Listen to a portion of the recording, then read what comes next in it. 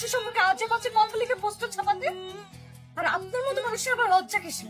লজ্জা থাকলে তো এই বয়সে এসে ভার্সিটিতে এসব করতেন না। আমি ক্লাস থেকে বের হয়ে যান। আপনার মতো স্টুডেন্ট আমার দরকার নেই। বের হয়ে যান ক্লাস থেকে।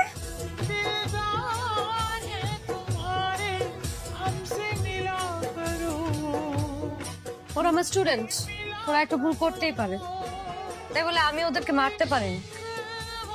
কে কি বুঝলি? এই হচ্ছে মায়ের জাতি। না জেনে না বুঝে আপনি আমার চড় মারছেন।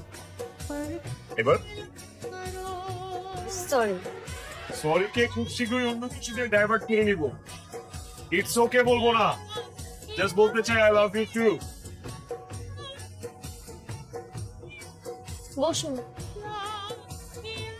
ম্যাডাম আমি বুঝবো? হ্যাঁ, আপনাকেই বসতে বলছি।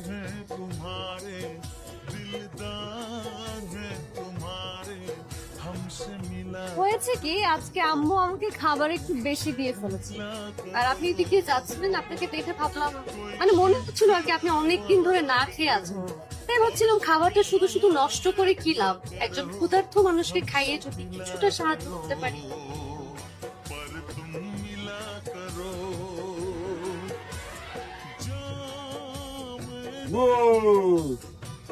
ভাই ভাই ভালো আছেন? আরে কি অবস্থা? ভালো ভাই। ভাই ওই দিন যদি আপনি আমাদেরকে না মারতেন আর না বোঝাইতেন তাহলে এই কৃতিত্বটা আমরা পেতাম না। সবকিছু আপনার জন্য ভাই।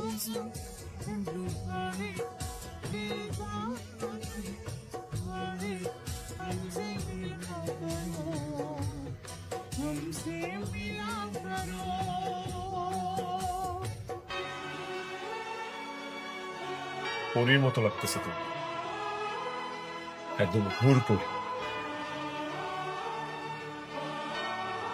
অবাক হওয়ার কিছু নেই, ম্যাডামের বিয়ে, স্টুডেন্টরা তো আসতেই পারে। তুমি জানতে না আমি তোমাকে ভালোবাসি? Yes or no?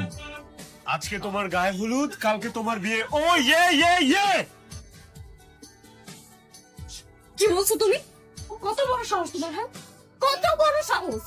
মানে আমার বাসায় এসে আমার বাবার গায়ে হাত তোমার, আমি চুপ করে দেখবো, আর তারপর তোমাকে ভালোবেসে বিয়ে করে এই বাসা থেকে তোমার হাত ধরে চলে যাবো, এটা বলছো?